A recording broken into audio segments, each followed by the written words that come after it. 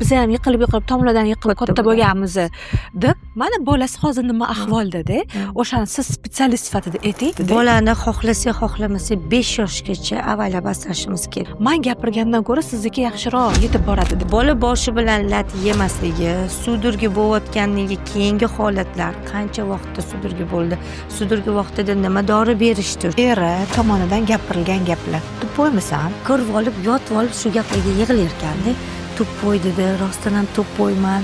Yosh olgandan keyin nimani kutadi mendan? Kuchimizni faqat bolamizga yetadimi? Shaqillatib urgan, baqirgan.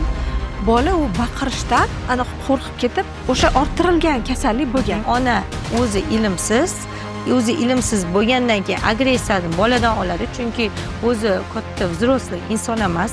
Детская pozitsiyada. Agar unda взрослый pozitsiyada bo'lganda, u muammosini allaqachon to'g'risidagi odamlar hal qilib olardi. Shuning uchun kuchi yetadi faqat bolaga. Yaxshi o'rganmaydi, ilm olmaydimi ona, muammosini ko'paytirib yuraveradi. Assalomu alaykum aziz opa-singillar. Qalaysizlar, kayfiyatlar qalay?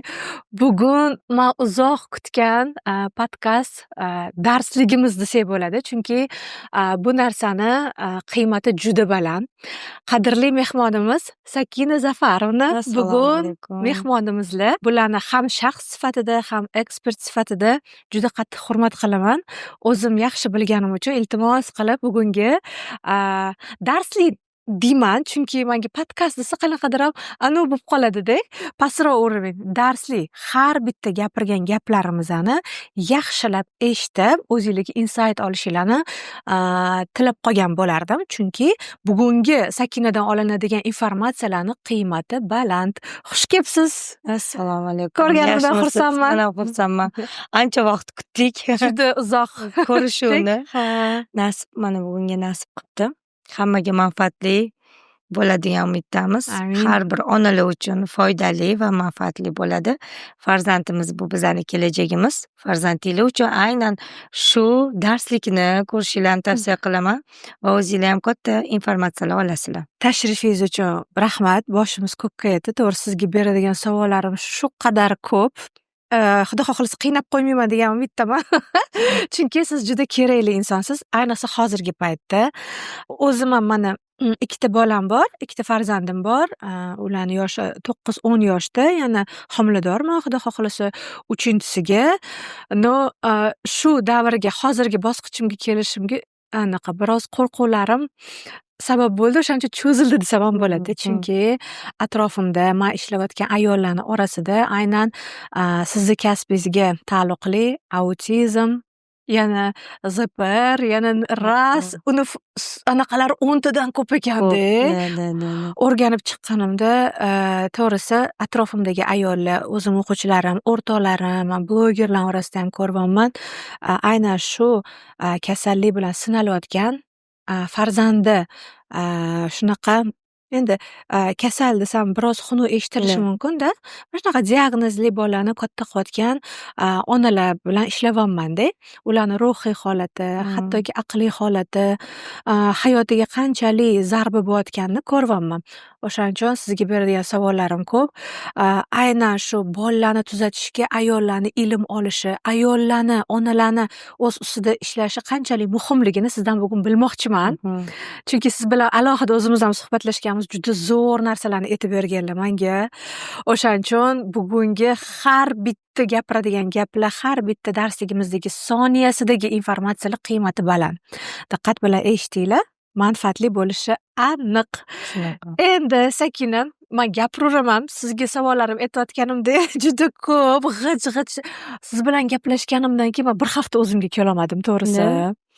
Rosa miyamda analiz qildim. Qanaqa qilib, nimaga, nima sabab bo'ladi, nimaga bunaqa bolalar hozir ko'payapti, yana ham ko'payadi deyapsiz. O'shani oldini olish mumkinmi? Yoki buni yengilroq o'tishi uchun nimalar qilish kerak?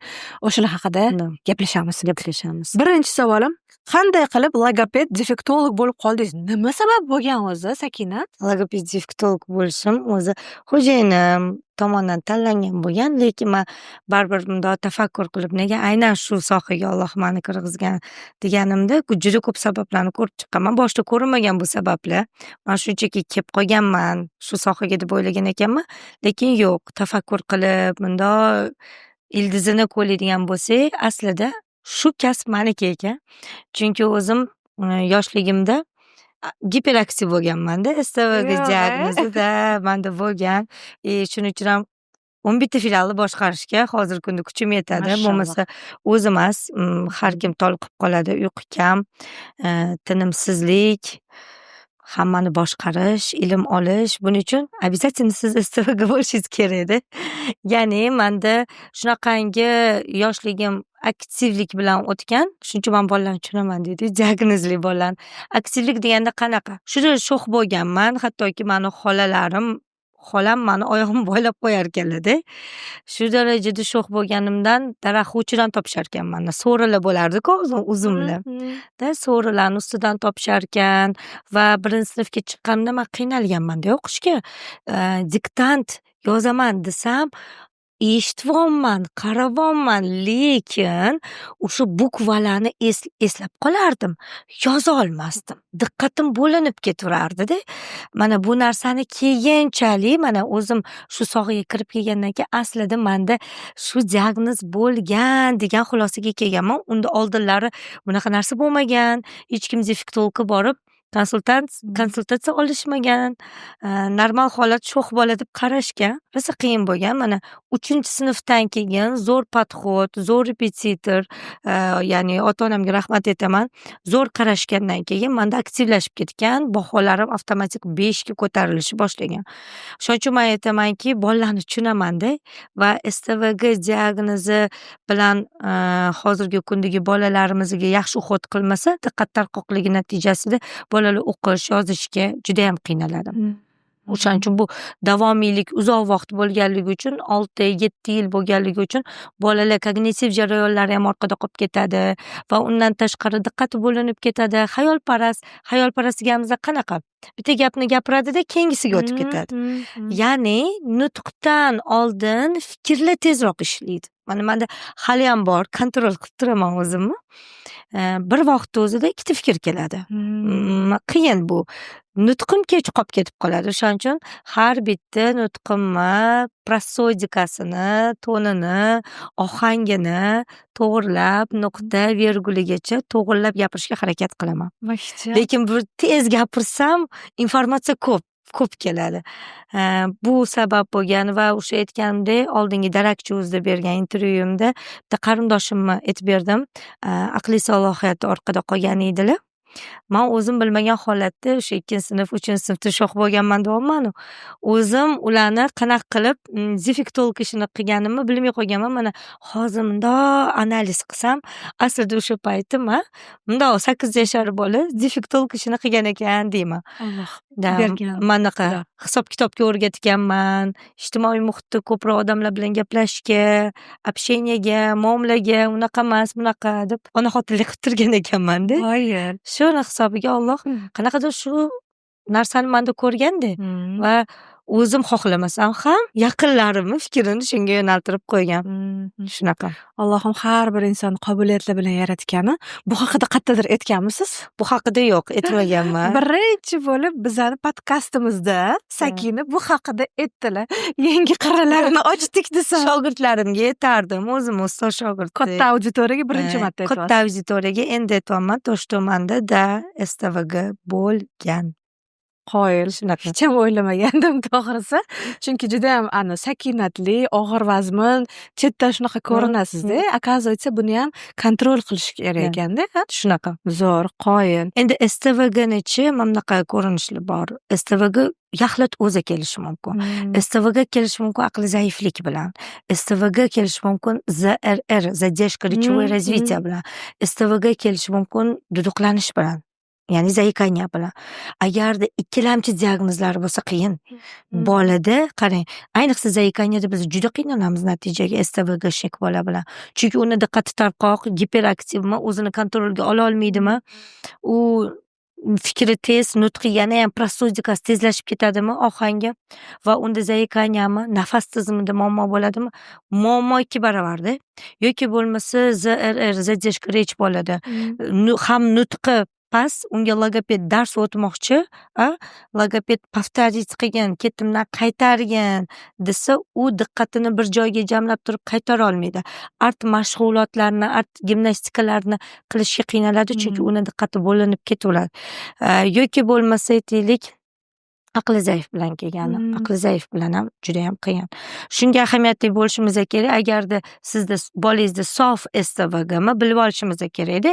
Birlamchi tashxis nima, ikkilamchi tashxis nima yoki faqat birlamchi tashxisni o'zi kelyaptimi? Shunga bilib olsak, aniq konsultatsiya olsak, shunga qarab to'g'ri korreksion ish boshlanadi. Eng birinchi navbatda ana kasallikni davosi diagnoz deyishadi-ku. To'g'ri. To'g'ri tashxis qo'yish to'g'ri. Chunki siz to'g'ri tashxis qo'yilmasa, unga to'g'ri korreksion ish ham, to'g'ri lecheniya ham bo'lmaydi-da. To'g'ri diagnoz qo'yish muhimroq. Zo'r. Sakina, necha yildan beri shu sohadasiz? Mana shu kungacha nechta patsient deymizmi, nechta mijozlaringiz bo'ldi? Mana men sizni o'sha bilmadim, necha yildan beri, 3 yildan berimi-da taniyman, o'sha TikTokda ko'rib qolganman. Voy, buncha ham chiroyli ekanlar, buncha ham krutaya deydi-ku, muvaffaqiyatli ayol deb anaqa qilganman-da. O'zim ham aynan shu sohada bo'lganimga to'g'risi qiziqqanman-da sizga. Keyin o'sha paytda logoped defektologman desam, anaqa. Неужели o'sha paytda bilmaganman, to'g'risini aytsam, неужели bizda talab kuchli? Неужели shu sohada ishlab shunaqa bo'lib ketish mumkin degan savollarim uyg'ongan. Aynan shu sohada ishlayotganingizga qancha bo'ldi? Shu sohada ishlayotganimga 11 yildan oshibdi. Ha, общий ishlab qilganlarimni aytadigan bo'lsa 11 yildan oshibdi. Chunki biz institutdan boshlab amaliyotga chiqqanmiz, shunaqa. O'sha haqida aytib bering, aytgancha ma'lumotingiz haqida. Amaliyot institutda endi bola bo'lasiz. Amaliyot bizada og'ir o'tgan. Hozirgilar men bilmayman, lekin bizada og'ir o'tgan, chunki bizada muruvvat uylariga olib borishardi, yotoqli bolalarga olib borishardi. Enures, enkupres tana jihatidan juda ham 2 yashar bolaga o'xshaydi, lekin o'zi aslida 20 yosh, 25 yashar yotoqli bolalar. Umuman DTSP, umumiy motorikasi cheklangan yoki anatrik bolalarimiz, chaynash reflekslari umuman yo'q. Bola chayna olmaydi, qo'llarini melki motorikalari ishlamaydi, harakatga keltira olmaydi. Ko'z qarashma bilan, mimika bilan harakat qiladigan bolalarni ko'rganmiz. Hattoki blenderni yedirsa ham ko'proq tiqilib qoladigan bolalarni ko'rganmiz. Ya'ni bizning praktikamiz institut paytida og'irroq va qo'rqinchliroq bo'lgan. Down sindromidagi 25 yashar bolalarni ko'rganmiz. Endi biz institutda o'qiymiz, bu bolalarni ko'ryapmiz. Endi baribir 25 yasharlikda aqli zaiflik ham qo'shilib kelganlarini ko'rganimiz uchun biroz bizda qo'rquv bo'lgan va men o'sha paytda homilador bo'lib qolganman ikkinchi farzandimga. Bizlarni maktabga olib borishgan. Aqliy salohiyati orqada qolgan bolalarni maktabiga olib borganda va men endi ularni prям aqli zaif deb ko'rmaganman-da, chunki hali sohamni u darajada bilmagan paytim. Bola chaladi. Qiliqlari ham noodatiy bo'lardi. Mana hozir o'ylasam, burchaklarda o'tiradigan bola, yolg'iz bola ekan, odamoviy ekan deb o'ylardim-da o'sha bolani. Soatlab men dars berganman-da. Endi bilasiz, praktikantligi dars berdirib qo'yishadi-ku. Dars beryapman, 4 ta bola burchakda o'zi yolg'iz yoki bo'lmasa boshini ko'tarmaydi, yoki ayrimlari turib ketadi, kuladi yoki kelib menga qiliq qiladi. Meni e'tiborimni tortgani burchakda o'tiradigan bolalar e'tiborimni tortgan o'sha vaqtda. Mana endi o'zimni sohamga kirib kelganimdan keyin to'shta bilmayman, bu autizm diagnozidagi bola. Bolalarga qo'shilmaydi, insonga qo'shilmaydi. Jamiyatga, ijtimoiylashish yo'q, kommunikatsiyasi yo'q. Ya'ni ularga hech kim qiziq emas. Yolg'iz o'zi bilan o'zi bo'lish, o'zini hayolotida bo'lish unga qiziqroq va kerakliroqligini mana sohamga kirgandan keyin tushundim-da. O'sha vaqtda lekin eng spokойный, eng yaxshi bola o'shalar edi. Men ustozlariga aytardim, nega shularni o'tkazib dars o'tmaysizlar, rahminglar kelmaydi derdim-da endi. Ikkinchi kurs talabasi. Desam, siz darsingizni o'tavering, qolganini bizga qo'ying deyishardi. Hattoki o'sha amaliyotda ham menga hech kim aytmagan, to'shta bu autizm, bunda aqli zaiflik bor, bunda Down sindrom bor demagan. hattoki o'shalar ham menga ma'lumot berishmagan. Mana hozirgi kunda o'zim amaliyotimda aytaman, o'sha praktikamdagi bolalarning diagnozini mana tushundim. Sohamni yaxshiroq bilib. Qiyin bo'lgan amaliyotimizni. O'shaning uchun agarda kim logopediya, defektologiya yo'nalishiga qiziqayotgan bo'lsa, ustozlarga aytgan bo'lardim, qo'rqitib qo'ymanglar. Bu sohadagilarni qo'rqitish shart emas. Avvalambor qalbini ochib, bolalarga mehr, shafqatlikni o'rgatib, ana keyin bunaqa bolalarni ichiga qo'ygan yaxshiroq. Chunki men o'zim bir haftalab uxlamaganman. Shunaqa bo'lgan. Bolalarni baribir yaxshi ko'ramiz-da. Nima bo'lsa ham dunyodagi har bir kichkina bolajonlarga yaxshi bo'lishini, har doim ular baxtli bo'lishini xohlaymiz. Har doim kulib yurishini, ota-onasining bag'rida bolaligini qilishini xohlaymiz. Balki o'zim homilador bo'lganim uchun juda ham emotsiyaga berilganman shu bir hafta davomida. Biz ovqat yeyapmiz, ular ovqat yeyolmayapti degan hislarni o'tkazganman. Har yaxshi ovqat yeganimda o'sha maktabdagi bola nima qilayotgan ekan, umuman ovqat yemaydi-ku, chunki ularda ochlik hissini his qilishi ham bo'lmaydi-da, hissiy jarayon bilmaydi. Och qolib ketdim, to'yib qoldim. Shu narsalarda muammo bo'ladi-da. Mana shuning uchun ham qiyin bo'lgan menga o'tish. Aslida bu sohaga birinchi bo'lib sevgini uyg'otib olish kerak. Birdaniga praktikaga qilib qo'yish kerak deb o'ylamayman.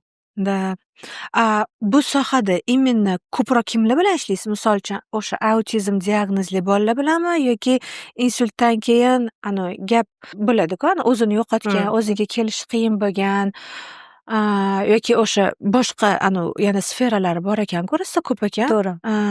Asosan kimlar bilan ishlaysiz? Asosan 70% filialingiz bor-da. 70% bizada ZPR, autizm, sensor dezintegratsiyadagi bolalarimiz va allalik bolalarimiz bilan ishlaymiz. Farqi juda ham kattami? Yo'q, aslida bundoq qarasangiz, farqi juda ham katta deya olmaymiz.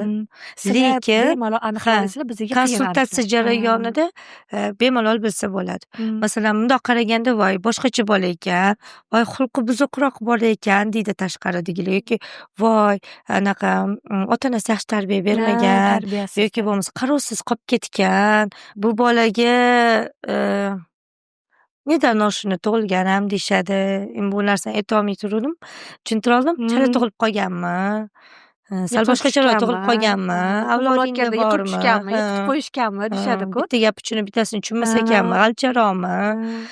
Avlodingda kimda bor? Otasini to'mi, onasini to'mi degan savollar bo'ladi. Meni ham oldimga bu jonlar kelganda asosan shu savolni berishadi-da. Nima deb o'ylaysiz? Kelinim tarafdanmikin? Sakina to'g'risini aytavering, Sakin Zafarovna to'g'risini aytavering. Men qayerdan bilaman, men genetik bo'lmasam deyman-da. Aslida bola tug'ilib bo'ldi-da. Bola tug'ilib bo'ldi. Alloh shu narsani xohladi. U berilgan narsani to'g'irlash ustida ishlashimiz kerak-da. Ya'ni muammoni yechishimiz kerak-da. Yo'q, ko'pchilik muammoni yechmaydi-da.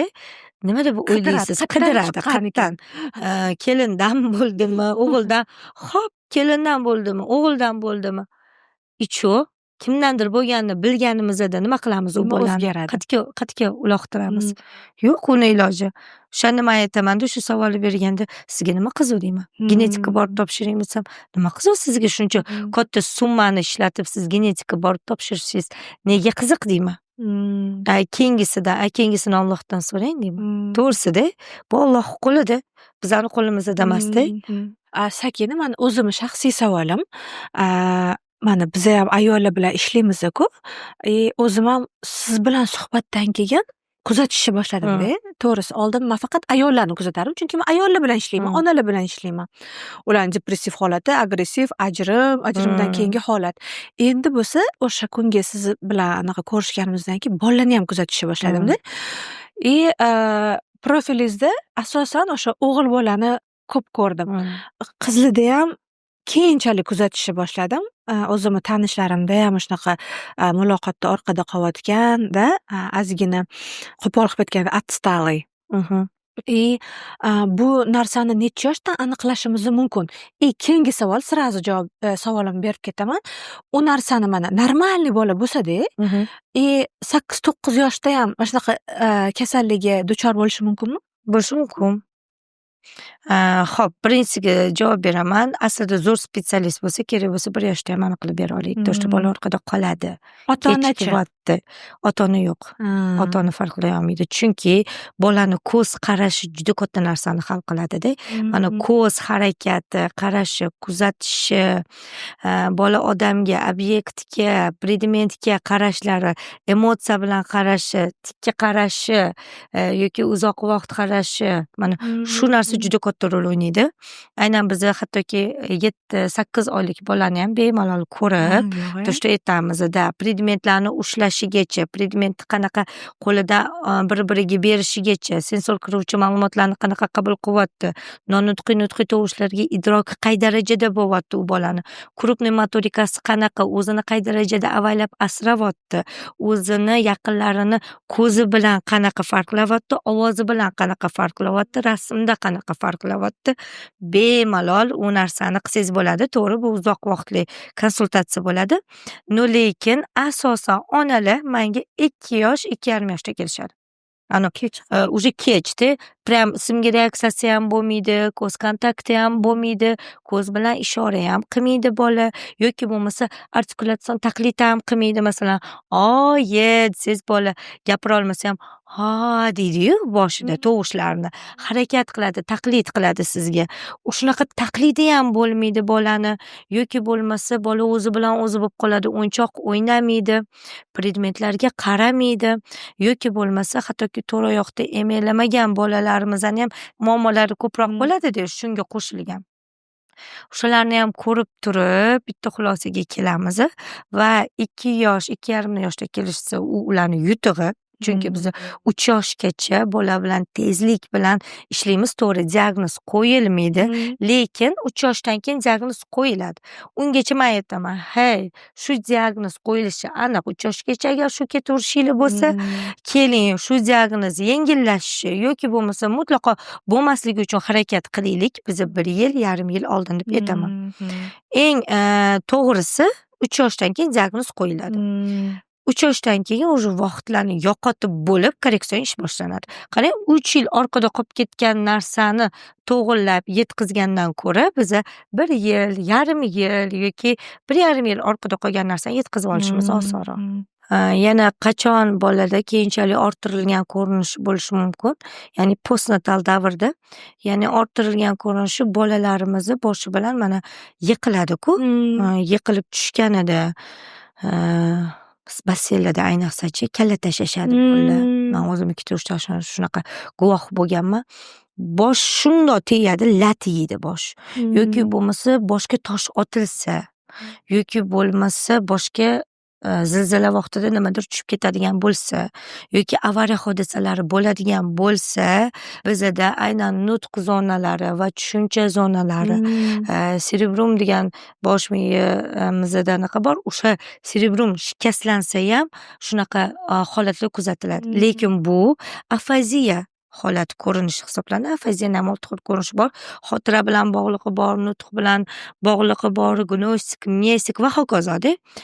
Agarda kimda kim afaziyani nutqiy yoki aqliy yoki umumiy yoki bo'lmasa shunaqa bolalarimiz bor, artikulyatsion holat umuman harakatga kelmay qoladi. Buni to'g'irlash chem tug'ma holatdan ko'ra osonroq. Orttirilgan. Orttirilgan. Chunki unda shakllanib bo'lgan edi-yu nutqlar, xotira, tushuncha, shakllanib bo'lgan narsani tiklash bizga oson. Lekin mutlaqo tagidan fundament qurish qiyin. Keyin bizani yaqin tanishimizda mana shunaqa holat bo'lganda, soppa-sog' tug'ilgan bola kachelada yiqilib tushgan. Hozir o'sha kattaroq bo'lib qoldi, lekin o'sha aqli orqada qolyapti. Lecheniyaga juda katta pul ketyapti-da. Biz boshqa shaharda qildiramiz desak ham, rosa katta pul anaqa qilishdi. O'shanga siz mana specialist sifatida ayting, ayniqsa otalarga. Mana shunaqa bizning tanishimizda shunaqa bo'lgan. Biz ham yiqilib tomlardan yiqilib katta bo'lganmiz deb, mana bolasi hozir nima ahvolda-da. O'shani siz specialist sifatida ayting. Nima edi, ota-onalar nimalarga ahamiyat bersin? Sirazu yugurib doktorga olib borsinmi yoki o'zi nimadir qilsa bo'ladimi? Birinchi pomosh qanaqa ko'rsatish mumkin? Nima qanaqa qilib aniqlash mumkin? Endi siz specialist sifatida gapirsangiz, men gapirgandan ko'ra sizniki yaxshiroq anaqa yetib boradi-da. Bolani xohlasak, xohlamasak 5 yoshgacha avaylab asrashimiz kerak. Avaylab asrashimiz deganda bu hech nimaga qo'yib qo'ymay, bolaga tajribalar, ya'ni sensor tajribalar orttirishga emas, avaylab asrashimiz aynan boshini. Ya'ni boshini avaylab asrash shart. Bolani chunki 5 yoshgacha bizning miya faoliyatimiz, nutq zonasi, tushuncha zonasi hammasi 5 yil davomida shakllanadi-da. Bu qisqa vaqt emas. Alloh ham 5 yil bolani miyasi, xulqi, o'zi rivojlanadi degan. Va shuning uchun ham 5 yoshgacha avaylab asraylar. Endi bizada bo'lishi mumkin, ota-onalar ahamiyat bermaydi. Menda siz aytgan holatlar ko'p, sudurgi bo'lib qoladi, uyqusida, ismasi chiqqanida va hokazo. Lekin ota-onalar bunga oddiy qarashadi. Hattoki bola 3 sekund sudurgi bo'lsa ham, 3 sekundda miya bilasizmi, qanchaga orqaga ketib qoladi.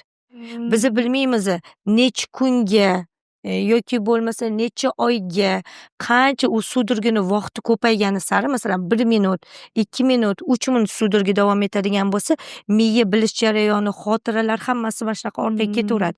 Ya'ni unda tajriba 5 yillik bo'lsa, o'sha narsa asta yarim yilga ketib qolishi mumkin, bo'lishi mumkin 2 oyga. Endi faraz qiling, u sudurgidan har hafta bo'lyapti yoki har oyda bo'lyapti. Shunaqa bolalarni bilamanki, haftasiga 3 martalab sudurgi bo'ladigan bolalarni bilaman-da men. Ana unaqa bolalarni miyasi orqaga ketaveradi. Eng yomon ko'rganim sudurgi vaqtida tinchlantiruvchi, men tushunaman, u dorini ichish kerak. Convullex, karbamazepin va hokazo mana shunaqa dorilar bor. Shularni ichirishadi. Ichish shart, chunki sudurgi bo'lib qoladi bola. Lekin uni ichgandan keyin miya dam oladi, ya'ni tinchlanadi. Karaxt holatda bo'ladi. O'zi sudurgi bo'ludi, u orqaga ketadi miya. Endi u dorini ichdida yana kelayotgan informatsiyani qabul qilmaydigan qilib tinchlantirib qo'ydi. Menga aytishadi ota-onalar, sudurgi bo'lganda bolam hozir defektolog, logoped boshlamaymiz. Asosan o'zi imенно shu vaqtda kerak-da. Uniki bilamiz, u orqaga ketib yotibdi miya va dori bilan tinchlanib yotibdi. Shu vaqtda bolani yana bilish jarayonini tiklab olishimiz kerak. Bola boshi bilan lat yemasligi, sudurgi bo'layotganligi, keyingi holatlar, qancha vaqtda sudurgi bo'ldi, sudurgi vaqtida nima dori berishdi, shunga ahamiyat berishsin, qancha vaqt sudurgiga qarshi dori ichildi va обязательно elektronniy ensefalogramma do и после tushirishsin. Qanaqa bo'ldi, achak bormi, yo'qmi, moyillik bormi, yo'qmi, qoldimi, yo'qmi va hokazo. Ota-onalar shunga ahamiyat bermaydi. Hattoki o'chirib turishga erinishadi, boshini egaga tushiraman deganda erinishadi, lekin bu kerak. Yana bitta misol qilib aytib ketaman. Mana konfetlar yediramiz-ku bolamizga. Shuni olib berib yuboramiz. Lekin o'sha konfetni chaynab yutib bo'lgunicha biz bolani kontrolini ushlashimiz kerak. Chunki men o'zim qarindoshimizdan misol qilib aytaman, bola 3 yashar bola konfetni olgan, og'ziga solgan va yutib yuborgan va havo yo'liga ketgan. Va o'sha paytda, endi o'sha paytda deganim ham 10 yildan oshdi-da. O'sha vaqtda bunaqa internetlar bo'lmagan. Mana hozir bunaqasiga qorni siqiladigan bo'lsa, teskari machosiga o'girilib, tiqilib qolgan bolaga. Ular qo'lini tiqishgan. Voy, ha. Qo'lini tiqqanda butun artikulatsiyalar yirtilib ketgan. Va u konfet tiqilganda bo'ldi, nafas уже olishni to'xtagan bola. Va keyin bo'lsa, mana qo'l tiqib, qo'lanib, o'sha konfetni olamiz deb o'ylashgan, lekin bolaga примерно 1 minut mana shunaqa vaqtni yo'qotishgan. Keyin o'girib, keyin shu urish kerakligini, ezish kerakligi esiga tushib qolgan. O'shani konfet chiqqan. Soppa-sog' bola, ishoning, oyoq qo'li ishlamaydigan, nutqi yo'q va aqli orqaga ketib qolgan. Qo'lingizda gulday bola, faraz qiling, 1 soatning ichida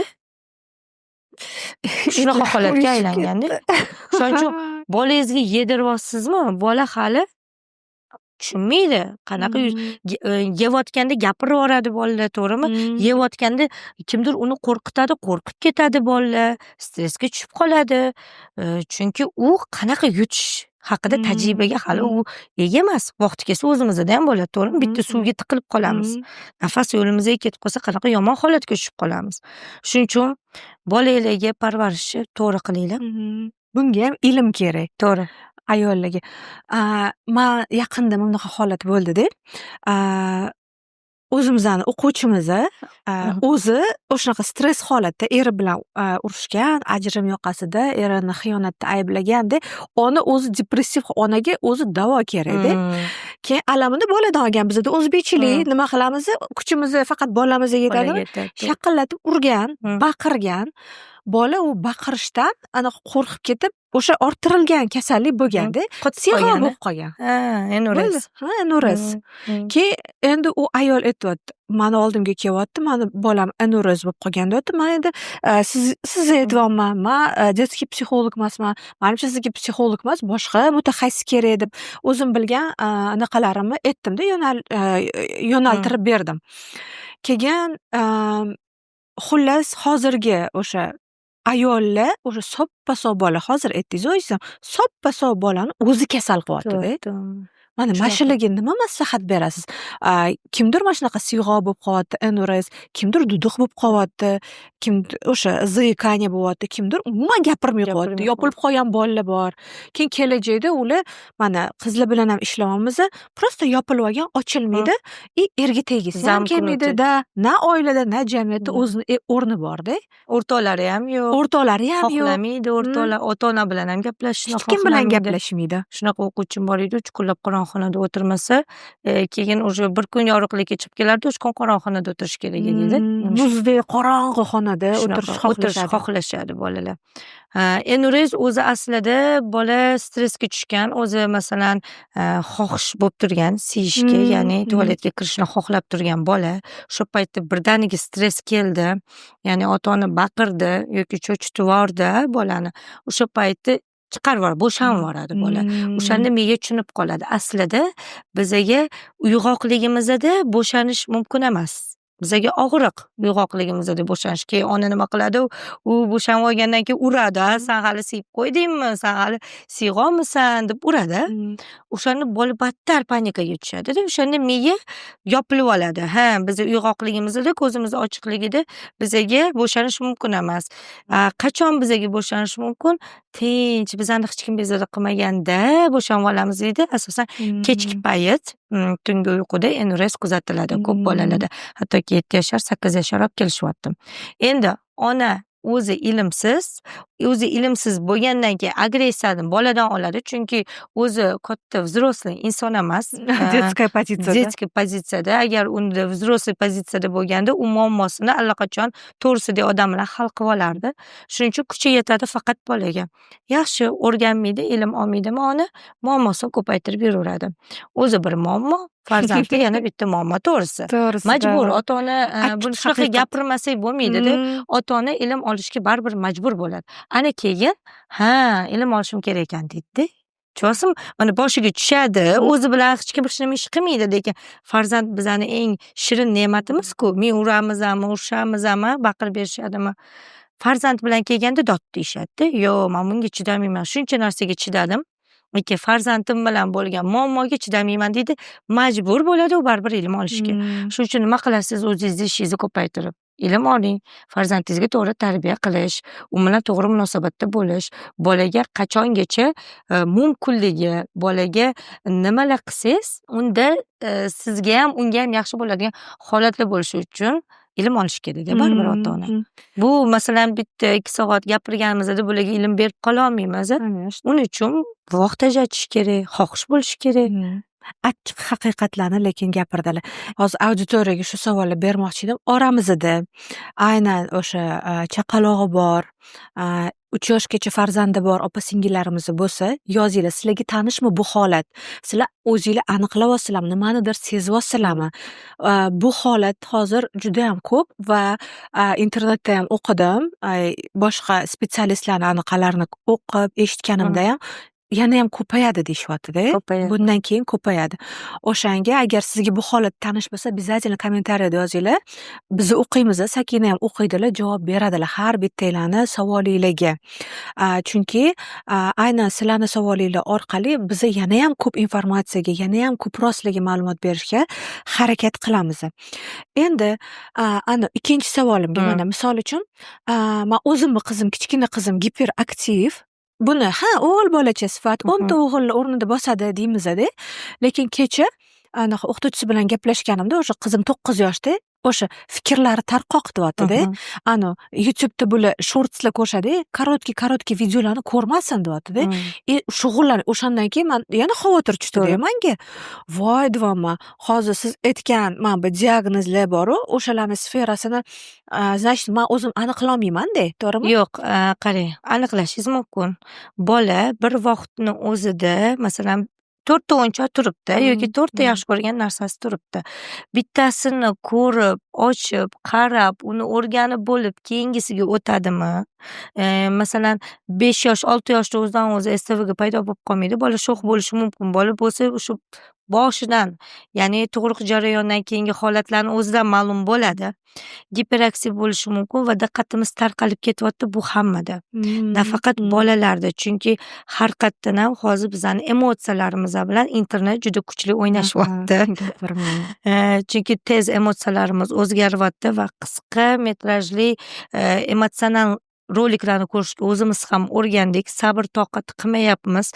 Kitob nimaga o'qimayapmiz? Hamma narsa elektronli bo'lgan va hozir ko'pchilik kitob o'qishga asabiy ham, diqqati ham chidamayapti. Chunki hammasiga mana shu biza qay darajada tezroq zamonaviylashsak, shuncha o'zimizda muammo kuzatilyapti. Shuning uchun bolalarga ko'proq telefon emas, planshetda uzoqroq vaqtliroq qo'yib bergan yaxshiroq. Agar darslar o'shanda qilinadigan bo'lsa, qisqani men maslahat bermayman. Endi diqqat tarqoqlik bu hammada, chunki yeyotgan, ichayotganimizdan o'zi bu normada emas. Xohlamasak bizning diqqatimiz tarqalyapti, yoshdan tortib yosh kattagacha. Faqat yosh kattalarniki kech tarqalyapti. Nega? Chunki biz 7 yoshgacha davrimizda sensor yaxshi to'yin bo'lganmiz-da. To'g'ri o'tib olganmiz. 7 yillik davrni biz siz bilan men to'g'ri bosib o'tib oldik va shuni hisobiga bu yog'i yaxshiroq ketadi. Agarda 7 yillik davrni biz noto'g'ri bosganimizda bu yog'i muammo bo'lardi. Diqqat tarqoqlik hammada bo'layotganini sababi o'sha yeyotgan, ichayotganimiz energetik yeyapmiz. Diqqatni yaxshilovchi zeleni kim hozir? Kletchatka kim yeyapti? Qaysi bola yeyapti? Hattoki yosh kattalar ham sog'lom turmush tarziga hamma undab yotibdi. Vaqti kelsa o'zimda hamda bunda o'ylab qarasak, shirinlikni me'yordan ortiq yeymiz.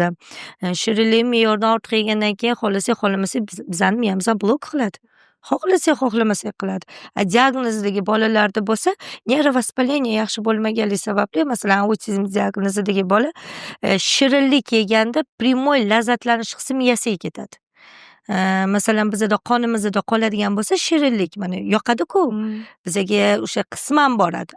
Ularda primoy borganligi uchun Pepsi, kola, shokolad, xamir primoy miyaga borganligi uchun primoy miya bloklanadi. Miya bloklandi degani bola o'zi bilan o'zi lazzatlanishni boshlaydi degani. Ya'ni stereotip harakatlar ko'payadi. Bunaqa harakatlar, periferik qarashlar ko'payib ketib qoladi bolada. O'shaning uchun shirinlikni kamaytirishni men har doim maslahat beraman, nafaqat bolalarga, hattoki yosh kattalarga ham. Shu yeyotgan, ichayotganimiz, ya'ni asetil xolin degan moddamiz bo'lar ekan, asetil o'zimizda bo'ladi, xolin tashqaridan olinadi-da, bu diqqat, e'tibor moddasi.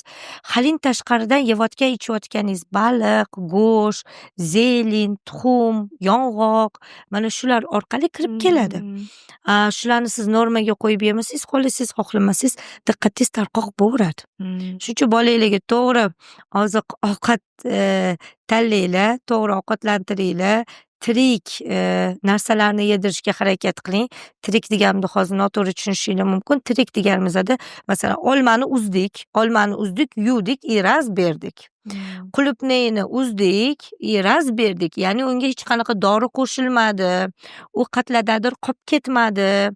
U qatladadir 2 kun, 3 kun yomon bo'lib qolmadi. Tirik narsani yedirishga odatlaninglar. Asosan qishloqda yashaydiganlar uchun bu juda ham qulay. Shunday tirik narsani oladi, yuvadi, ovqatiga ishlatadi, bolasiga yediradi, sabzi va hokazolarni. Shuning uchun sveji har doim yedirish kerak. Yaqinda yana bitta holat kuzatilindi. Mana shunaqa bolasida zavikanyasi bo'lgan ayol keldilar.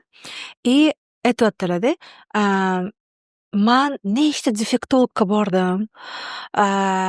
Tuzatib berishmadi deyaptilar, qarang. Tuzatib berishmadi.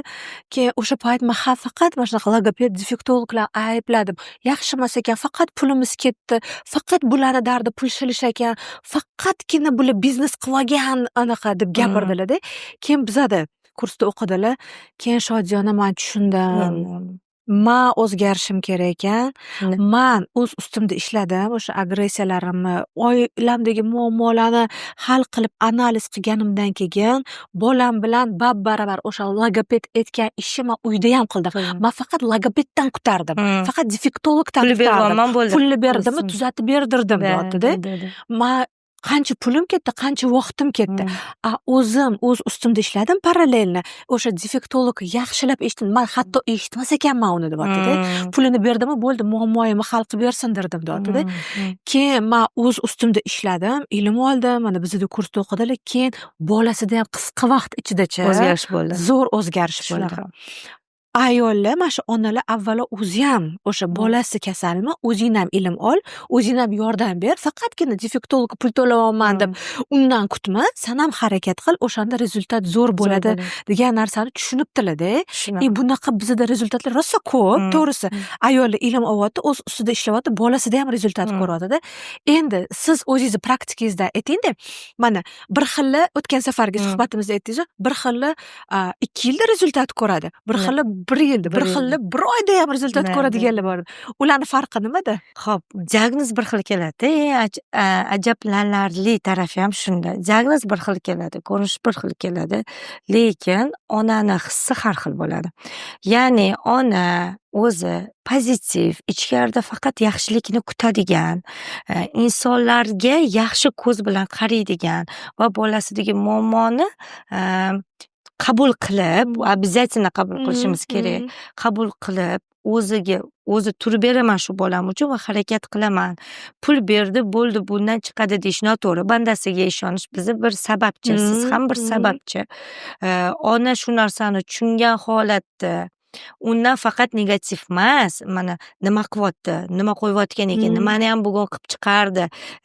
Men tushunaman, har bitta ota-onaga pul sarflayapti, vaqt sarflayapti, bu hammaga emas, lekin buni o'ziga shuncha harakatingizga yarasha siz ichki hissiyotingiz bilan ham ishlab ko'ring. Siz 1 yil ishlatayotgan pulingizni ishoning, yarim yilda natijasi bilan chiqib ketishingizga men kafolat beraman. Meni razitilarim bor. Bolasini shunday oladi, tashlaydi, bo'ldi. Sizga bolamni topshirdim, Allohga sizni topshirdim. Nimaki qilsanglar vijdoningizga, o'zingizga va men sizga ishonganim uchun, ya'ni ixlosda bu yerda ishonganim uchun sizga olib keldim. Sakina opa, siz menga qachon do'yi posli qilib berasiz? Masalan, men 3 oyda do'yi posli qilib beraman-da. 3 oyda pedagoglarim bilan do'yi posli qilganim sizgacha men sabr qilaman deydi. Lekin shunaqangi onalar bor, bolasi ozgina yig'lab qolsa ham, yo'q, meni bolam yig'layapti. Aslida bola yig'lash bu norma. Chunki biz ham yangi ishga o'tganimizda biz ham yig'lashni o'rniga siqilamiz, kimgadir dardimizni aytamiz. Bola u siqilishni yoki dardini aytishni bilmaydi, u shunchaki yig'laydi. Uni ham miyasiga qiyinchilik, yangi darsliklar, yangi holat, bosqichlar bo'ldi. Bunaqa mumkin emas. Meni bolamga bu mumkin emas. Meni bolamga undoq, meni bolam mundoq. Meni bolam o'zi diagnozli bo'lsa, qanaqa qilib men bolamga qattiq gapiraman? Men qanaqa qilib aytishadi, avtobusga olib chiqaman? O'zi diagnoz особенный bo'lsa, nabarot, особенный bo'lganligi uchun siz uni 2 baravar ishlatishingiz kerak. Nabarot, anu tushuntirdim, unga aynan shu yetishmayapti. Tashqi olam yetishmayapti. Ijtimoiy muhit, o'zi harakat qilishi, o'zi shu hayotga kurashib ketishi kerakligi yetishmayapti-da. Biz ota-onalar shu narsani tushunishmaydi. To'g'ri, onalar mehribon, lekin sizni mehribonchiligingiz o'zingizga ham bolangizga ham qimmatga tushyapti. Va vaqtda eng asosiysi vaqtni yo'qotib qo'yishyapti. Shuning uchun albatta farzandi diagnozli bo'ladimi, duduqlanish bo'ladimi, ZRR bo'ladimi, agressiv bo'ladimi, yoki sudurgi bo'ladimi, yoki aytaylik aqli zaiflik bo'ladimi, Down sindromi bo'ladimi, sensor dezintegratsiyadagi bolalar bo'ladimi, farqi yo'q. ona baribir bola bilan ishlashi shart. Psixolog bilan ishlashi shart. Chunki bolaga yaxshi bo'lishi uchun.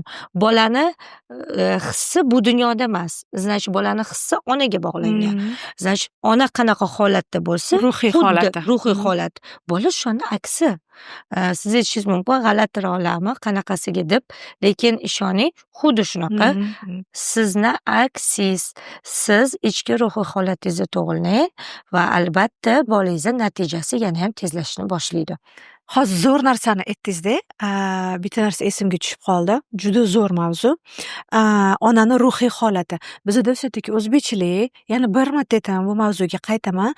Katta oilada qaynona qaynota bilan ko'pchilik kelinlar yashaydi-da. Kelinlarni mana o'zim ham kelin bo'lganman. Bizda qizlarni qanaqa asosan katta qilishadi? Jumutir, gap qaytarma, uyat bo'ladi, xo'p bo'ladi degan. Xo'p bo'ladi desang, ishing bitadi deb emotsiyalarimizni, o'zimizni fikrimizni erkin bayon etishga qo'yishmagan.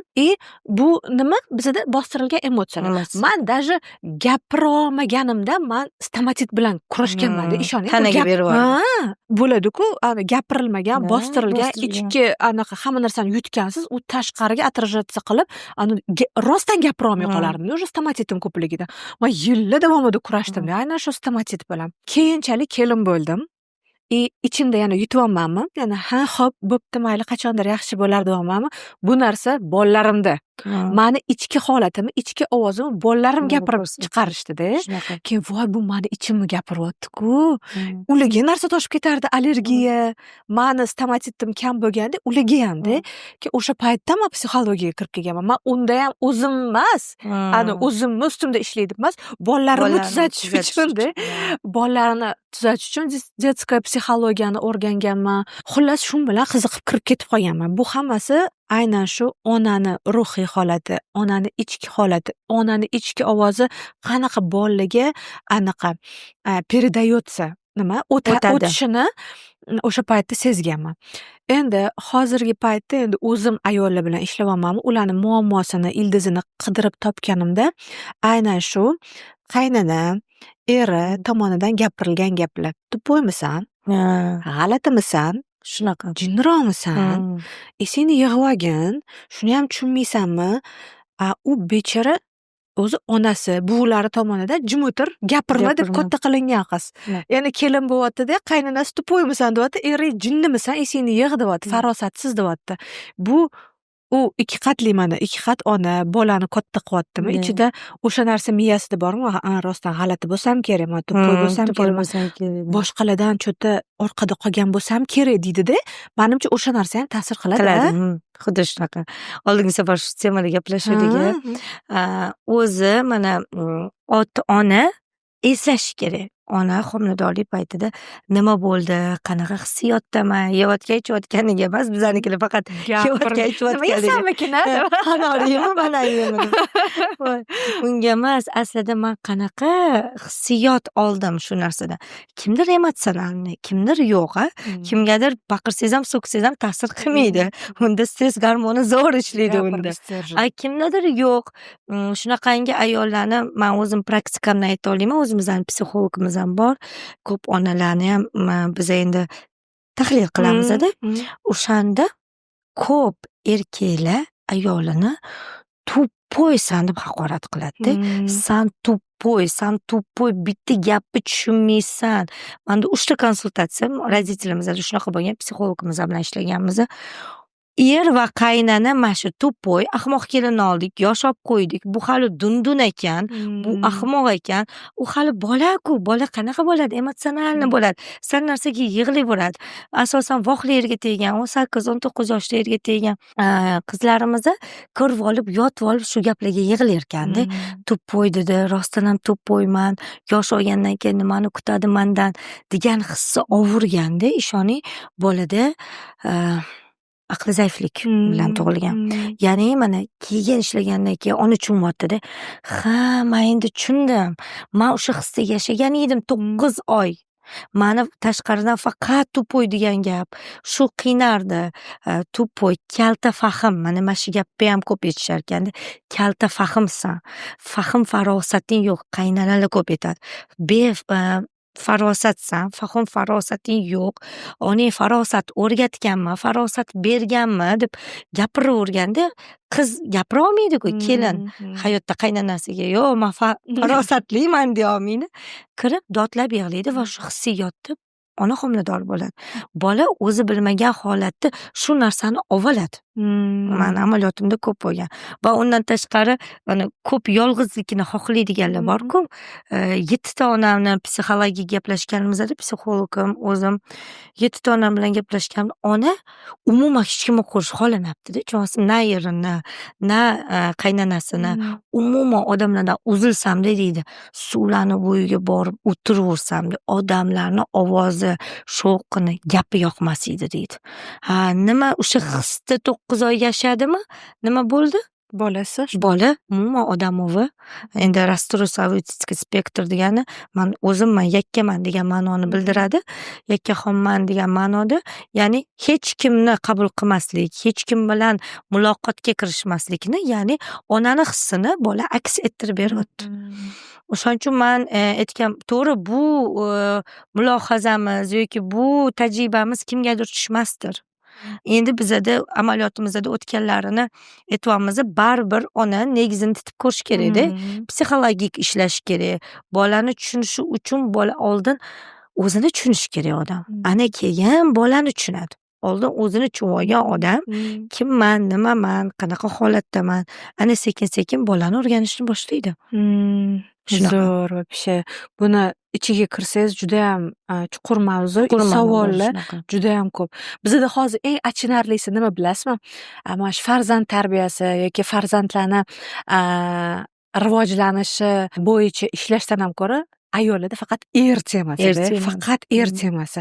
Mana o'zimiz ham shu sohadamiz, farzand tarbiyasi haqida darslik chiqarsak, mana shunaqa diagnozli bolasi bor ayollar haqida darslik chiqarsak, unchalik ko'p anaqa bo'lmaydi-da, nima edi? Talab kuchli emas, faqat bizda temasi, qaynonadan noligan xiyonat temasi bu achinarli holat. Ishoninglar, chunki biz ayollar kelajak avlodni katta qilamiz-da. Bizning birinchi vazifamiz Alloh tomonidan berilgan omonatni chiroyli saqlash, qo'limizdan kelgancha ularga to'g'ri tarbiya berish. Ras shunaqa sinovli kun keldimi, yaxshi mutaxassisga murojaat qilib, sababini qilib, natijasini Allohdan kutish. Keyingi savolim, nimaga aynan sizga konsultatsiyaga kelish kerak, Sakina? Boshqalardan bilaman, 11 ta filialingiz bor, odamingiz ko'p, vaqtingiz tig'iz, mana bugun ham zo'rg'a anaqa vaqt ajratib keldingiz. Nimaga aynan sizga kelishligi kerak konsultatsiyaga? Xo'p, konsultatsiyam har doim har xil, 4 xil konsultatsiya turi bor menda. Даже 4 xil. 4 xil bo'ladi. Ona bilan bo'lgan konsultatsiya bo'ladi, ona va bola. Va faqatgina onadan anamnez yig'adigan vaqtlarimiz ham bo'ladi. U qanaqa? Bola mutlaqo reaksiyasi yo'q. Kuzatuv, faqat kuzatuv, bolani kuzatamiz.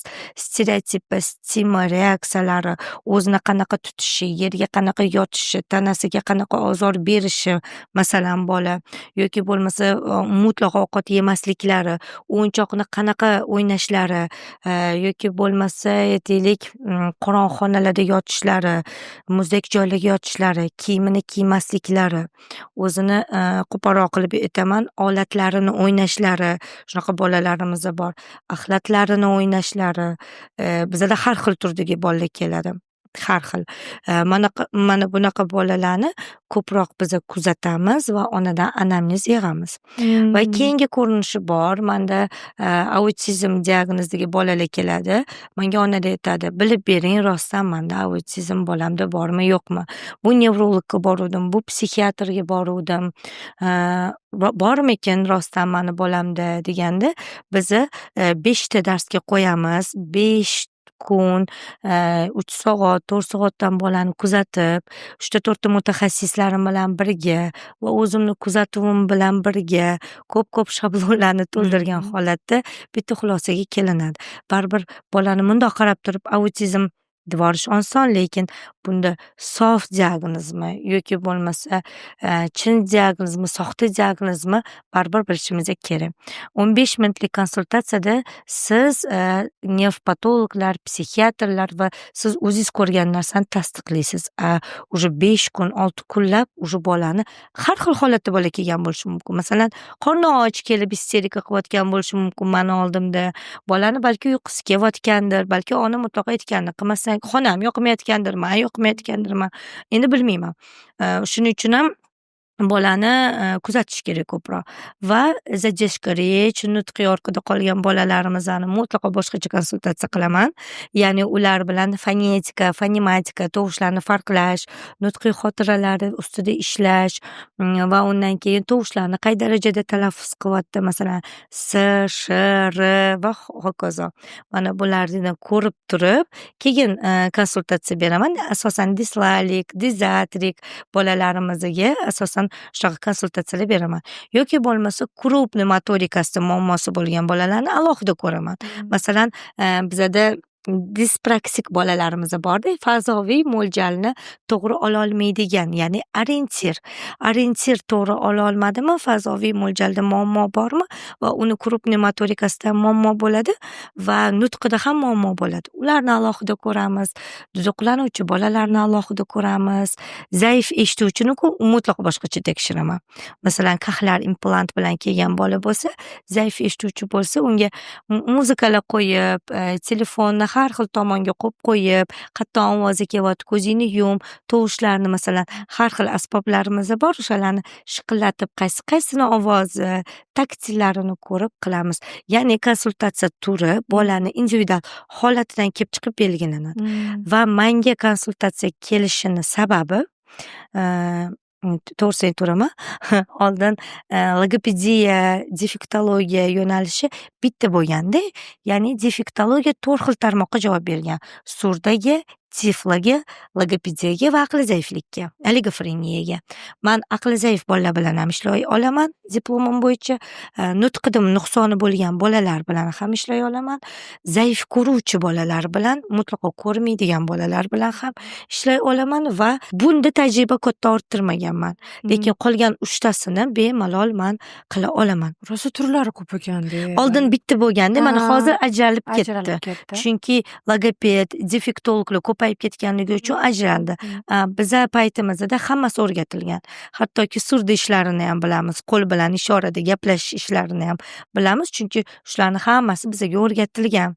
Shuning uchun bemalol menga 4 ta yo'nalishda murojaat qilsangiz bo'ladi va undan keyin men o'zimda 160 ta xodim bo'lgani uchun qaysi xodimim nimada zo'rligini bilaman. Va bolani ko'rib turib, mana bu terapevt kerak senga, mana bu terapeutga kirasan deyman, chunki unga bunga qo'yganimda baribir hammasi Sakinani oldiga keldik va Sakina natija chiqarib beradi deyishadi. Masalan, qaysidir pedagogiga kirdim deyishmaydi.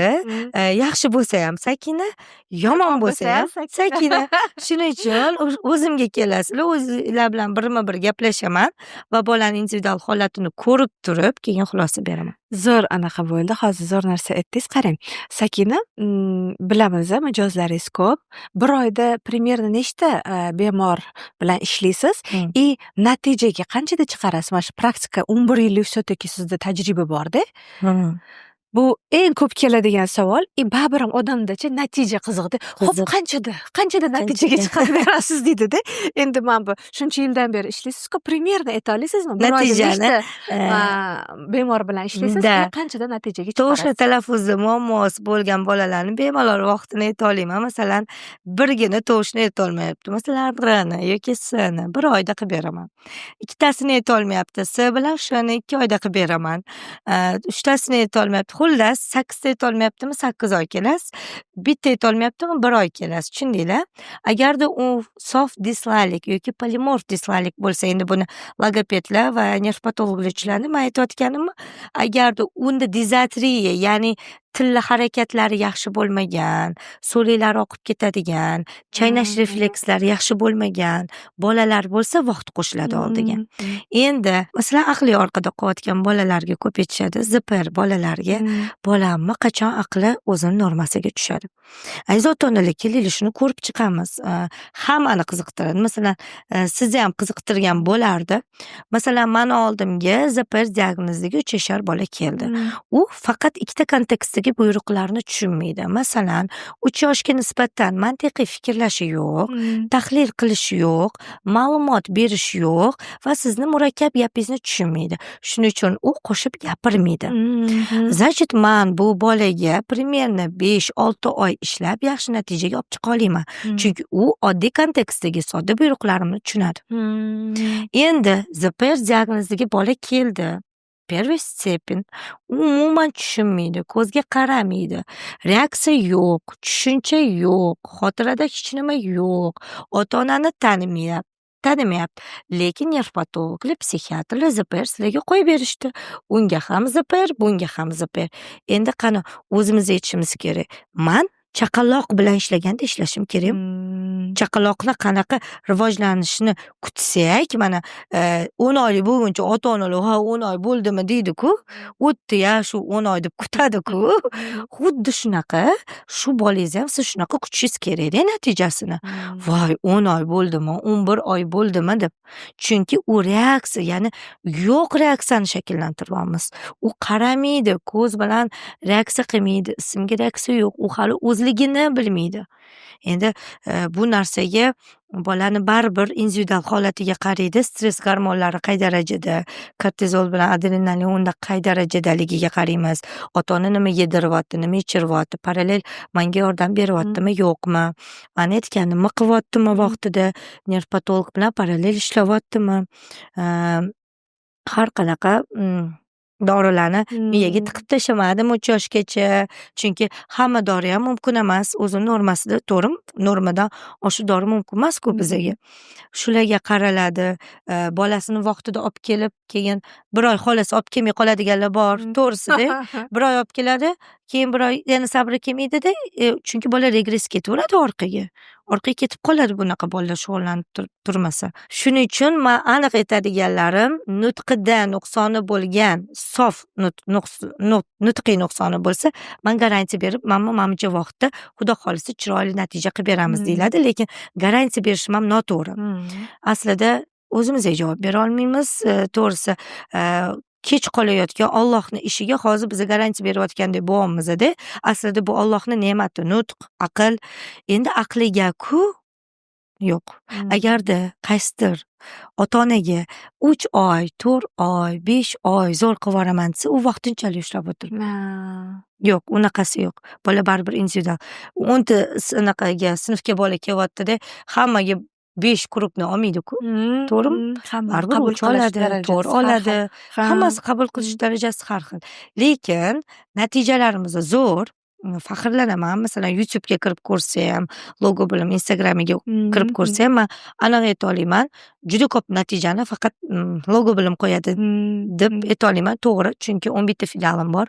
160 tadan ortiq logoped ishlaydi. Kuniga nechta bola qabul qilamiz? Bitta logoped 8 tadan bola qabul qildi deganda ham hisoblasak, kuniga nechta bola qabul qilamiz-da? Qoyil. Alloh rozi bo'lsin. Asosiysi bizaga bo'lgan ixlos. Ishonch. Bo'ldi, ixlos bo'lsa bo'ldi. Logopedni $100 soatiga olib borsangiz, ixlos qilmay natija qilib bera olmayman. Buni aniq aytaman. Siz ixlos qildingizmi shunga? Bo'ldi, Alloh shunga yarasha bilimlarni, kuchni shu bola uchun atab qo'ygani bor. Chiqadi. O'zi xohlagan, xohlamagan holatda o'sha pedagog energiyasini beradi. Aytiladi-ku, Alloh ham kerakli insonlarni kerakli informatsiyalar bilan kerakli vaqtda jo'natadi. Balkim shu informatsiyalar orqali sizlar ham qaysidir savolingizga, qaysidir sinovli holatingizga javob olarsizlar. Endi sakina menda endi bitta ajoyib savol bor.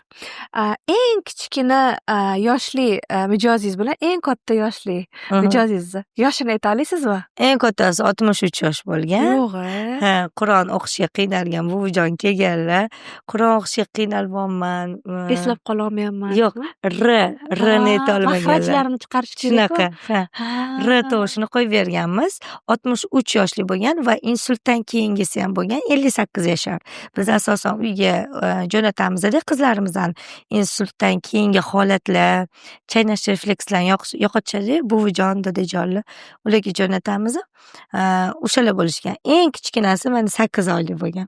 8 oylik chaqaloq bo'lgan. Shuni ham aniqlab davolagansiz? Yo'q, davolamaganmiz. Bolani konsultatsiyaga olib kirishgan. Bolani reaksiyalarini ko'rganmiz. Qisman kechikayotganmiz, lekin korreksion ish boshlamaganmiz. Onaga aytganmiz, uyda nima qilish kerakligini. Mabodo 1 yoshi 3 oylikdan keyin ham siz shu normasiga yetkazib olmasangiz, уже olib kelib shug'ullanamiz deganmiz. Tushunarli. Keyin hozir yoshi kattaladi. Mana aytdingiz, 63 yoshli onaxon bilan ishlaganmiz deb. Yoshi kattaladi, hozir Altsgeymer ham ko'payganda, biz o'zimizda ham yaqin tanishimizda shu holat bo'lyapti.